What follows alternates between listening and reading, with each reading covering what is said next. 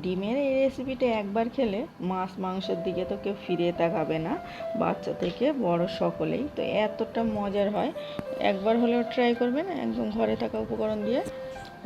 হঠাৎ করে আমাদের অনেক সময় কিছু রান্না থাকে না, তো দুটো ডিম থাকলেই হয়ে যাবে। তো দেখুন আমি এখানে প্রথমে দুটো ডিম ভেঙে নিচ্ছি, মানে দুটো ডিম ভেঙে নিলাম।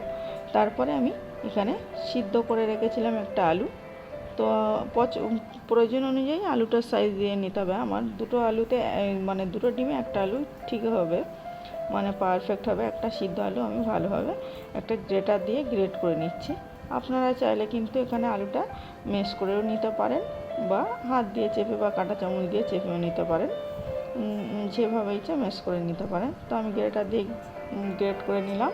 তারপরে এখানে একটা পেঁয়াজ কুচি একটু ছোটো ছোটো করে কেটে রেখেছিলাম, দুটো কাঁচা লঙ্কা কুচি, তারপরে স্বাদ অনুযায়ী লবণ, তারপরে আমি এখানে জিরে আর মরিচের গুঁড়ো হাফ টেবিল চামচ আর দিয়ে ভালোভাবে মেখে নিচ্ছি। একটা কাঁটা চামচ দিয়ে মেখে নিচ্ছি, আপনারা চাইলে হাত দিয়েও মেখে নিতে পারেন। তো এই কাজটা একটু সময় ধরে ভালোভাবে কিন্তু মেখে নিতে হবে, যেহেতু ডিম দেওয়া আছে। তো দেখুন আমি ভালোভাবে একটু সময় ধরে মেখে নিচ্ছি। আর বন্ধুরা, ভিডিওটা শেষ পর্যন্ত দেখে যদি ভালো লাগে অবশ্যই একটা লাইক করবেন। তারপরে দেখুন আমি এখানে হাফ টেবিল চামচ হলুদ গুঁড়ো দিয়েছি, সেটা দেখানো হলো না, তাই আবার একটু তুলে দেখিয়ে নিলাম। নিয়ে আমি একটু ভালোভাবে ফেটিয়ে নিলাম। আমার ফেটানো হয়ে গেছে। এদিকে একটা আমি কড়া বসিয়ে দিয়েছি। তারপরে আমি এটা হালকা গরম হয়ে গেছে, আমি অল্প একটু সামান্য পরিমাণ তেল দিয়ে নিলাম। দেওয়ার পরে যে পেস্টটা বানিয়েছিলাম সেটা আমি এখানে দিয়ে নিচ্ছি। কড়াটা কিন্তু ঠান্ডায় দেবেন না, একটু গরমে দিতে হবে। দেওয়ার পরে আমি একটা স্প্যাচুলা দিয়ে বা যে কোনো চামচ দিয়ে একটু ঘুরিয়ে দিতে হবে, তো পুরোটা এক সমান হবে। তারপরে আমি এখানে ঢাকা দিয়ে দিচ্ছি, কিছুক্ষণের জন্য ঢাকা দিয়ে নেবো। অপর পিঠটা হয়ে যাবে, হালকা করে কালার হয়ে আসছে, দেখে বোঝা যাচ্ছে যে আমার হয়ে গেছে। তখন আমি তুলে নেবো। এটা কিন্তু অনেকটাই বড়, তাই তুলতে গেলে ভেঙে যেতে পারে বলে আমি একটা প্লেটে ঢেলে নিয়ে তারপর আবারও উল্টে নিলাম। তাও আমার একটু ভেঙে গেছে, আবার একটু তেল দিয়ে নিলাম সাইড দিয়ে। দিয়ে আমি, যেহেতু আমার ভাঙাটা কোনো অসুবিধা নেই, আমি পিস করে নেব এভাবে। তারপরে দেখুন এভাবে একটু সময় করে ভেজে নিলাম। তারপরে একটা কাটার দিয়ে আমি এভাবে কেটে নিচ্ছি। তো আপনারা চাইলে খুন্তি দিয়েও কেটে নিতে পারেন বা ছুরি দিয়ে। তো আমি একটু ভালোভাবে পিস পিস করে আমার পছন্দ অনুযায়ী পিস করে নিলাম। আপনার পছন্দ অনুযায়ী শেপ দিয়ে নেবেন।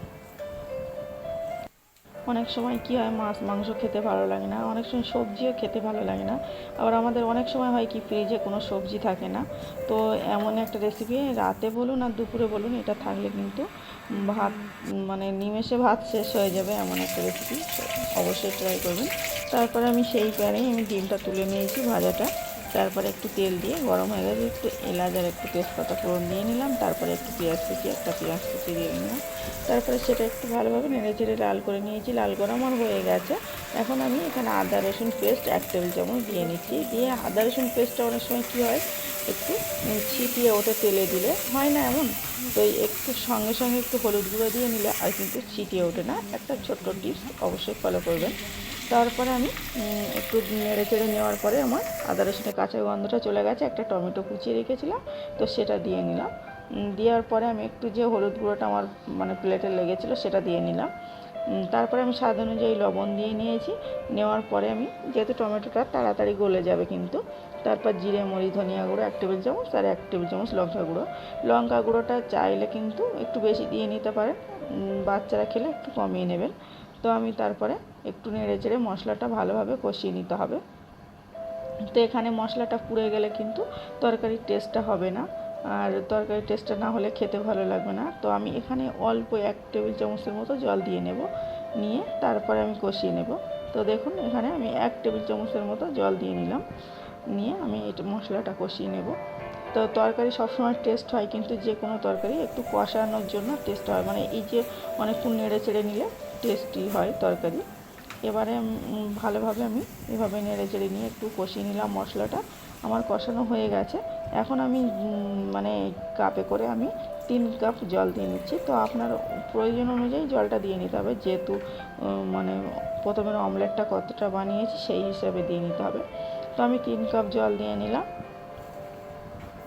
নিয়ে আমি লবণটা চেক করে নিয়েছি, একদম পারফেক্ট হয়েছে।